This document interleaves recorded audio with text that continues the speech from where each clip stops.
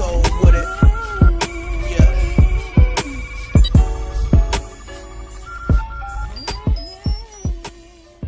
So I was listening to the George Sedano podcast on ESPN Radio with guest in studio ESPN Ben Lyons, and George Sedano had NBA insider Bobby Marks, who came on to talk about the Los Angeles Lakers landing the number 4 pick in the 2019 NBA draft. He expressed that he had doubts when it came to the Lakers being able to convince the New Orleans Pelicans to deal Anthony Davis for the Lakers number 4 pick. George Sedano then asked Bobby how attractive is the number 4 pick in the Lakers' attempts to allure another superstar, particularly Anthony Davis. And here's Bobby's exact quote. He says, "I think it would have been a lot more attractive if it were last year, and I heard Rob Pelinka talk about it, and I think it's certainly a good spin and a good sales pitch, but the number 4 pick is in no comparison to where the top 3 is, and it's a top 3 heavy draft, and everything after that is kind of up in the air. So I think you're not looking at an impact player or a franchise level player where maybe where the top 3 could be. So yeah, I mean, it's great to move up 7 spots, but I don't see the 4th pick pushing the needle when it comes to an Anthony Davis trade unless David Griffin is in love with a player that can be there." So George Sedano's guest ESPN Ben Lyons hinted in the best way possible maybe the Pelicans could be interested in a number 4th pick and pair with his friend Zion Williamson. So Bobby Marks then basically explained how he doesn't see that happening.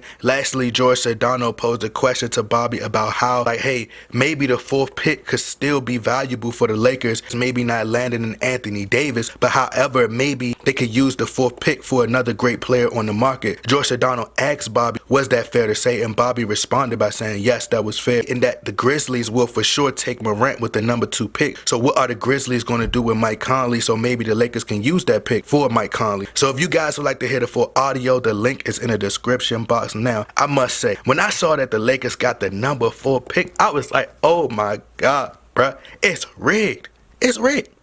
And Adam Silver gave his boy LeBron James a gift. So thanks, Adam. Thank you, okay? So you guys know I like to use logic, and a lot of fans, a lot of people out there in the media, YouTube reporters, all the people out there in the world, majority of the time are very emotional. But I do videos giving my thoughts, my opinions, the moves that I think the Lakers should make in order to make the team better. And y'all be like, why would they do that? That doesn't make sense. And then y'all just straight attack me, bro. Y'all go straight in attack mode and come at my neck, bro, in the comment section. Then when former players go on ESPN and other sports shows and they come out and tell you the exact same thing that I say, then y'all go out there and say, oh, that makes sense. That's true. And I be like, really, bro? Moving on. Now, in my last video that I just put up 2 days ago before the Lakers landed the number 4 spot in the draft, I stated that I believe the Lakers should take that pick and revisit the Anthony Davis trade. A lot of people were upset that I said that and didn't agree with me. But then you have people in the media starting to say it now, which now it makes sense to you guys. Because there were reports that came out stating that the Pelicans actually liked the offer. I mean, how could you not like that offer? You had 4 promising young players, and all I could hear is Jalen Rose in my head just saying, why would the Pelicans want the Lakers' entire 2017 roster?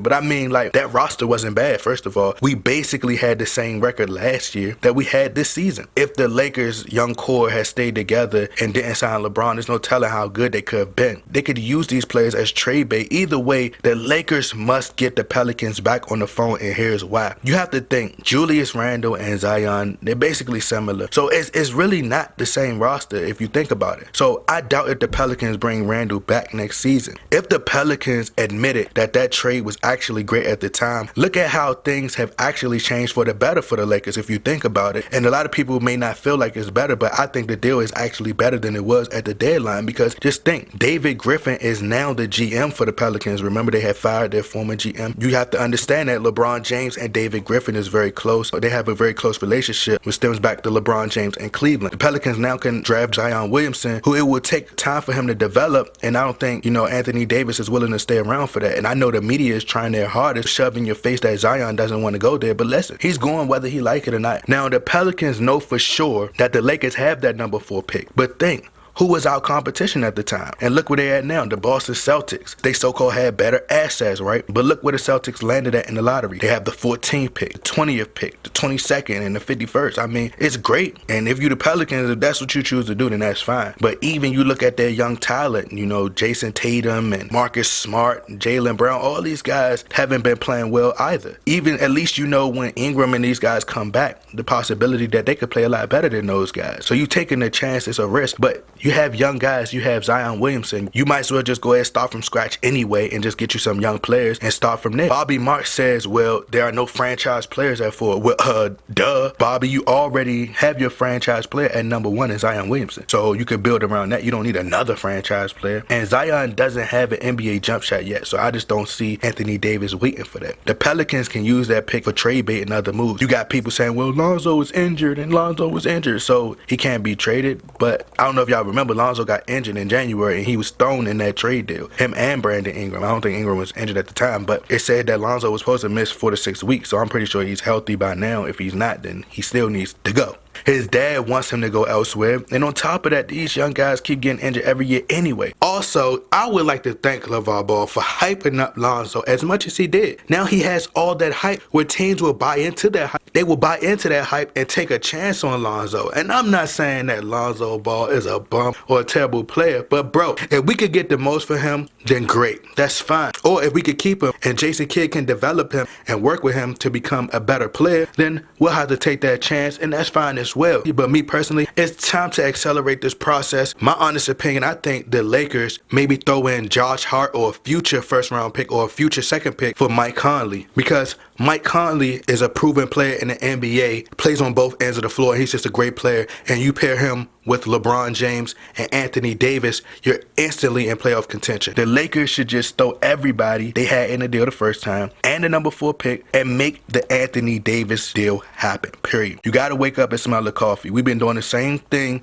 for the past 5 or 6 years, just drafting. We ain't getting to the playoffs. They had Kobe playing with a bunch of young guys, drafting young guys. It didn't work. You bring in LeBron, same thing. Drafting young players. Didn't get to the playoffs. You know, it's clearly not working. If the Lakers draft a player at number 4, I think it'll set us back again, and we'll be waiting for him to develop. You heard Bobby Marks mention Mike Conley, but I just did a video on how to fix the Lakers, and I did GM Hot Seat months ago, and I said that the Lakers should trade for Mike Conley as well if they can't get Anthony Davis, who is a point guard who's pretty much a Kawhi Leonard to a lesser degree, plays both ends of the floor, quiet, takes care of business, no technical fouls, go home, just handle his business and go home. So y'all have to choose. Do you guys want to trade LeBron and build with the young guys? Y'all got to choose right now. Y'all have to choose right now. We have been just drafting these players for the last few years, and we haven't got nowhere. It's a form of insanity to do the same thing over and over again, and it's not working. Y'all have to choose. Duh.